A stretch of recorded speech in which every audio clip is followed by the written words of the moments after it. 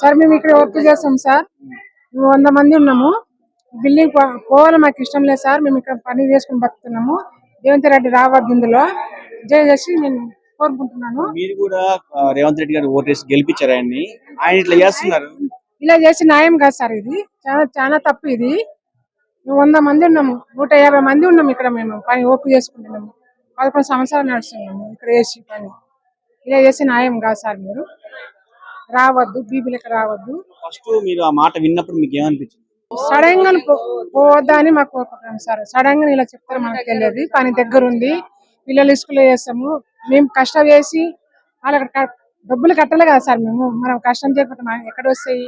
Sudden గా ఒలుగొట్టడం అంటే న్యాయం కాదు. ఇది చాలా తప్పు. ఇక్కడ వర్క్ చేస్తాం, హౌస్పీకింగ్ పని చేస్తాం సార్. హౌస్పీకింగ్ చేస్తాము. మళ్ళా పింఛన్ పైసలు లేవు, చేను పైసలు లేవు, ఏమి లేవు. ఏం అయింది? అది కూడా లేదు సార్. ఒక్క పైసా కూడా లేవు. లేదు, ఒక తులం ఎండి లేదు, పైసలు కూడా లేదు సార్. చాలా తప్పు. ఆయన మాట్లాడడం తప్పు. హామీలు ఇచ్చి నెరవేర్చకుండా 5,000 కోట్లు పెట్టి విగ్రహం ఎందుకు కడుతున్నాడు మనకు తెలియదు సార్. అది ఎందుకు అవసరం ఆయనకు? ఎందుకు ఇక్కడ రావాలని ఏం కోరుకుంది ఆయనకు? అసలు ప్లేస్ ఉన్నాయి కదా, అక్కడ కట్టుకోవచ్చు కదా ఆయన. ఇక్కడ మేము ఇక్కడ అంతా అందరం హ్యాపీ ఉంటాం సార్. అందరూ కలిసి మలిసి చేసుకుంటాం సార్. మేము ఇక్కడ మంచిగా ఉంటాం. ఇక్కడనే మంచిగా ఉంది సార్. మాకు పని చేసుకోవడానికి దగ్గర అందుబాటులో ఉంది, మంచిగా ఉంది సార్. ఇంకా దిక్కులు చేస్తే మళ్ళీ మేము దూరంగా పోయి ఎత్తుకోవాలి సార్. పని మాకు 20,000 దగ్గర వస్తాయి సార్. 20,000 దాకా వస్తాయి.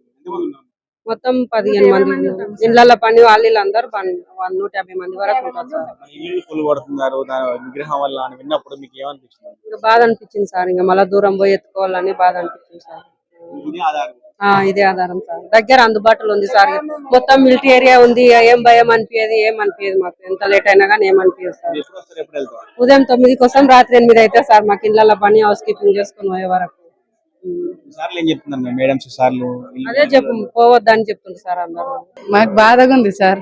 ఎందుకంటే ఇక్కడ పని చేసుకుంటున్నాం కదా. ఒక 4 సంవత్సరాలు అవుతుంది మేము పని చేయబట్టి. నా పేరు కవిత. 4 సంవత్సరాలు అవుతుంది చేస్తున్నాం ఇక్కడ. మాకు శాలరీ కరెక్ట్ గా టైంకి అందుతుంది. ఇక్కడ మంచిగా పని చేసుకుంటున్నాము. మేమైతే హౌస్ పికింగ్ అయితే ఒక 8 మంది పని చేస్తున్నాము. ఇళ్లలో పని చేసే వాళ్ళు ఇంకా చాలా మంది ఉంటారు. ఇంకా వాళ్ళనంటే ఇంకా ఏం లేదు. కానీ మేమైతే మాకు ఇక్కడ చాలా బాధగా అనిపిస్తుంది. వాళ్ళు ఎక్కడైనా చూసుకుంటారేమో కానీ మాకు ఇక్కడ ఇబ్బందిగా అనిపిస్తుంది. ఇక్కడ టైంకి వీళ్ళు సార్ వాళ్ళు మేడం వాళ్ళు మంచిగా శాలరీ గినంగా టైంకి మంచిగానే ఇస్తారు. పోవద్దు సార్, పని అనుకుంటున్నాము. నమస్తే అమ్మా. నమస్తే అండి.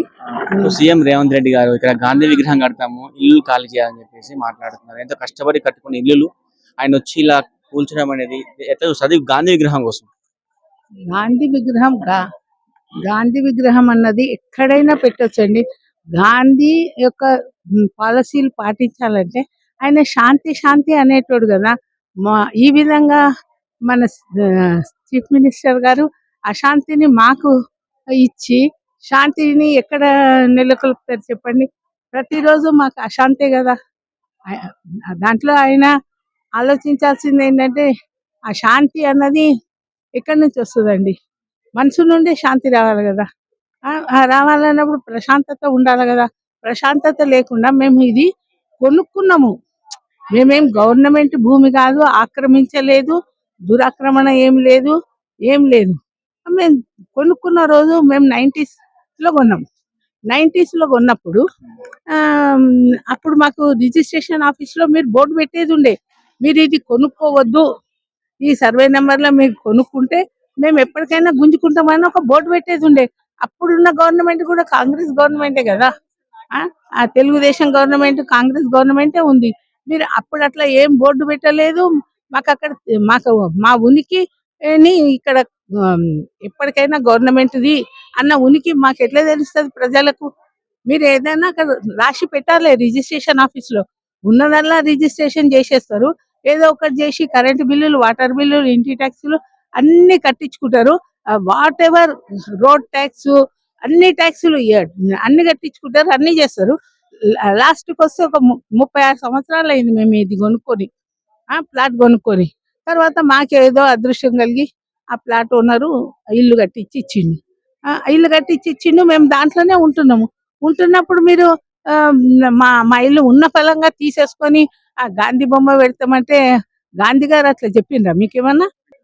గాంధీ కుటుంబకులు ఏమంటున్నారు, మాకు బొమ్మ పెట్టకున్నా వాళ్ళ మనసుల్లో మేము ఎప్పటి నుంచో ఉన్నాం బొమ్మలాగానే. గాంధీ తాతను ఎవ్వరు కూడా కాదంటలేరు. నో, అసలు గాంధీ తాతను ప్రతి సమస్యాయుతమైన ఉన్నప్పుడు గాంధీ తాతను ప్రతి ఒక్కరు తలుచుకుంటున్నారు. ఏ విధంగా తలుచుకుంటున్నారు? ఆయన కొల్లాయి బట్టలు కట్టుకున్నాడు, ఆయన ఏం ఆశించలేదు అని. వాళ్ళ పిల్లలే ఆశిస్తలేరు ఆయన బొమ్మ పెట్టాలని. మీకెందుకు అంత తపన బొమ్మ పెట్టాలి బొమ్మ పెట్టాలి? బొమ్మ పెట్టేదంటే శిల్పారామంలో పోయి పెట్టు. అక్కడ బొమ్మల కొలువు ఉంది, అందరు వస్తారు, బొమ్మలు చూస్తారు మంచిగా. గాంధీని కూడా దర్శనం చేసుకుంటే నువ్వు అనుకున్నట్టుగా వాళ్ళ ఫ్యామిలీకి ఏమైనా సహాయ సహకారాలు చేయాలంటే ఆ గాంధీ బొమ్మకు దాని చుట్టుముట్టు మంచిగా శిల్పారామంలో ఎట్లా చేసిండో ఆ విధంగా చేసి ఆయన కొంత స్థలం కేటాయించి, అది ఎవరిని గుంజుకునేది లేదు, తీసుకునేది లేదు, ఒకరిని ఇబ్బంది పెట్టేది లేదు. కాబట్టి అక్కడ పెట్టి ఆ పార్క్ లోకి ఎవరైతే పోతారో, ఇప్పుడు ఎగ్జిబిషన్ లో టికెట్ ఎట్లా పెడుతుందో ఆ విధంగా నువ్వు టికెట్ వసూలు చేసి ఆ ఫ్యామిలీకి ఇవ్వు, నీకు అంత ఇది ఉంటే. అంతేగాని అన్నెసెసరీగా మమ్మల్ని అశాంతికి పాలు చేసి శాంతియుతమైన బాపూజీ పేరు ఎందుకు పెడుతున్నావు? ఎవరో మీరు ఎప్పుడు వస్తున్నారో మహాత్మా గాంధీకి ఇక్కడ పక్కనున్న ఆ, దానికే ఆయన పుట్టినరోజు తర్వాత ఆయన వర్ధంతి రోజు మాత్రమే, జయంతి వర్ధంతులకు మాత్రమే మినిస్టర్లు అందరికి వచ్చి ఒక 5 నిమిషాలు కూడా ఉంటలేరు. పువ్వులు చల్లుతుండు వెళ్ళిపోతుండు. అది కార్లు వస్తుండ్రు, కార్లో పోతుండు. ఇంకా అంతేగాని మీరు అక్కడ ఏం చేస్తున్నారని అది ఉమ్, ఆ ఆ మిగతా పీపుల్ మాట్లాంటి వాళ్ళే పోయి ఒక 10 నిమిషాలు కూర్చొని ఆ ఆ మూమెంట్స్ అన్ని గుర్తు చేసుకొని ఒక చల్లదనాన్ని పొంది వస్తున్నాం.